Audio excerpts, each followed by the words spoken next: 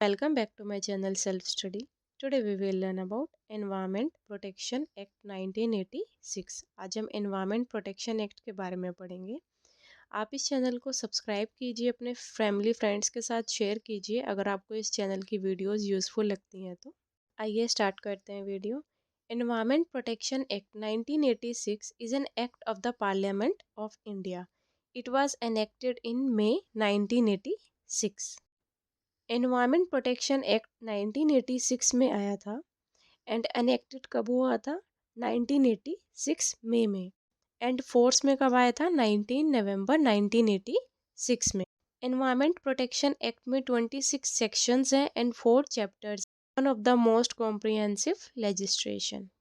It has 26 sections and 4 chapters. Environment protection act 1986 कब आया था? भोपाल गैस जो ट्रेजिडी हुई थी भोपाल में, उसके बाद एनवायरमेंट प्रोटेक्शन एक्ट 1986 आया था।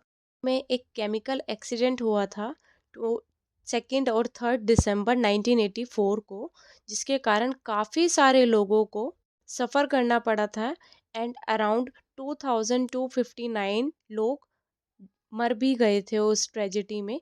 उसी के बाद से गवर्नमेंट ने एनवायरमेंटल प्रोटेक्शन एक्ट के ऊपर ध्यान दिया। एनवायरमेंटल प्रोटेक्शन एक्ट में जिसको अधिकार दिया गया है वो है सेंट्रल गवर्नमेंट को अधिकार दिया है। जो भी नेसेसरी डिसीजन लेने हैं एनवायरनमेंट को इम्प्रूव करने के लिए, प्रिवेंट करने के लिए, पोल्यूशन को रोकने के लिए कौन लेगा? सेंट्रल गवर्नमेंट सारे डिसीजंस लेगी। पता लग गया। एनवायरमेंटल प्रोटेक्शन एक्ट 1986 में आया था, एनेक्टेड हुआ था मई 1986 में एंड फोर्स में कब आया था? नवंबर में आया था 1986 में। इसके बाद आया था भोपाल गैस ट्रेजिडी हुई थी, उसके बाद आया था। अब देखते हैं Stockholm conference 1972 because it lies in the United nation conference on the human environment of 1972 held at Stockholm. जो 1972 में कॉन्फ्रेंस हुई थी सभी यूनाइटेड नेशंस की एनवायरनमेंट के ऊपर, तरीके से हम एनवायरनमेंट को इम्प्रूव कर सकते हैं एंड ज़्यादा पोल्यूटेड ना रहे एनवायरनमेंट, उसी के ऊपर स्टॉकहोम में ये कॉन्फ्रेंस हुई थी 1972 में। उसी के बाद एनवायरनमेंट प्रोटेक्शन एक्ट आया था 1986 में, जिसको किसको अधिकार दिया गया था? पूरा सेंट्रल गवर्नमेंट को अधिकार दिया गया था। जो भी इम्पोर्टेंट डिसीजंस लेने एनवायरनमेंट से रिलेटेड वो सेंट्रल गवर्नमेंट लेगी। Passed by the government of India under the article 253 of the constitution of India. जो ये एक्ट पास किया गया था आर्टिकल 253 के अंतर्गत पास किया गया था। आर्टिकल 253 क्या बोलता है? Article 253 of the Indian constitution deals with the law to give effect to international agreement. Indian constitution के पास ऐसे प्रावधान है कि हम कुछ कोई भी इंटरनेशनल एग्रीमेंट करेंगे तो हम लॉ बना सकते हैं। और ये ज़रूरी नहीं है कि सिर्फ एनवायरनमेंट एक्ट के ऊपर ही होगा, ये किसी भी एक्ट के ऊपर हो सकता है। अभी हमने जैसे एनवायरनमेंट प्रोटेक्शन एक्ट के ऊपर, इसके तहत हमने आर्टिकल 253 के तहत हमने एनवायरनमेंट प्रोटेक्शन 1986 को लॉ बनाया, क्योंकि ये लॉ इंटरनेशनल एग्रीमेंट है एंड सेंट्रल गवर्नमेंट के पास अधिकार है कि वो लॉ बना सकती है कोई भी अगर हम इंटरनेशनल एग्रीमेंट करते हैं तो। The purpose of the act is to implement the decision of the United Nation Conference on the Human Environment। Human Environment के ऊपर जो भी decisions लिए गए थे United Nation Conference में, उसको implement करना था। They relate to the protection and improvement of the human environment and the prevention of hazards to human being, other living creatures and plants and property। Means हमको environment को बचाना है, protect करना है, improve करना है अनवांटेड पॉल्यूशन से, जिससे किसी भी लिविंग बीइंग को कोई भी हार्म ना हो। The act is an umbrella legislation that has provided a framework for the environmental regulation regime in India which cover all the major industrial and infrastructure activities.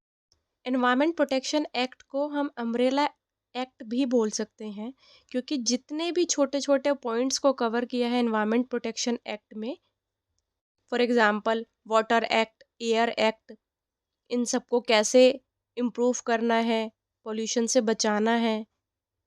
In an Indian legislation enacted for the protection and improvement of the environment and for the prevention of hazards to human being.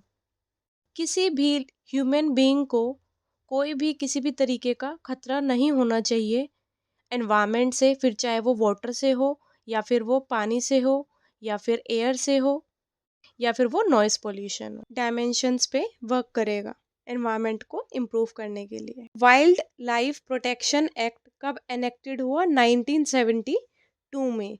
Then water prevention and control of pollution 1974 में। उसके बाद air act आया 1981 में। Then 1986 में the environment protection act was passed by the parliament in the wake of the Bhopal gas tragedy हुई थी 2 दिसंबर 1984 में। उससे वाटर, एयर सभी चीज़ हार्म हुई थी।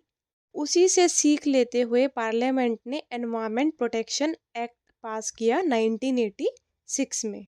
1972 स्टॉकहोम कॉन्फ्रेंस में पास किया गया था। मैं आपको ऑलरेडी बता चुकी हूँ आर्टिकल 253 में environment protection act 1986। This article suggest that wake of Stockholm conference 1972 Parliament has the power to legislate on the matters linked to the preservation of natural environment. Parliament ने यूज़ किया 253 article का and law पास किया environment protection act 1986। Because article 253 यही बोलता है कि constitution के पास अधिकार है, कोई भी हम इंटरनेशनल एग्रीमेंट करते हैं तो हम उसका लॉ पास कर सकते हैं। अब देखते हैं आर्टिकल 48A क्या बोलता है। States shall endeavor to protect and improve the environment to safeguard the forest and wildlife of the country. Means states responsible है environment को protect करने के लिए, improve करने के लिए and forest और wildlife को बचाने के लिए। आर्टिकल 51 क्या बोलता है कॉन्स्टिट्यूशन ऑफ इंडिया का? It shall be the duty of every citizen of India to abide by the constitution and respects its ideal and institution. Means अब हर सिटीजन की ड्यूटी है एनवायरनमेंट को प्रोटेक्ट करने की। Every citizen should be responsible for the environment. Article 48 में states को responsibilities provide करवाई गई एनवायरनमेंट को बचाने की एंड वाइल्ड लाइफ को सेफगार्ड करने की। एंड आर्टिकल 51 में हर इंसान को ड्यूटी प्रोवाइड करवाई गई कि वो अपने एनवायरनमेंट को सही रखें, सेफ रखें। And article 48A and article 58A ये कब ऐड हुए? 42 अमेंडमेंट एक्ट में जो 1976 में हुआ था। आप इस चैनल को लाइक कीजिए, शेयर कीजिए अपनी फैमिली फ्रेंड्स के साथ। If you like this video kindly subscribe the channel self study. Thank you so much.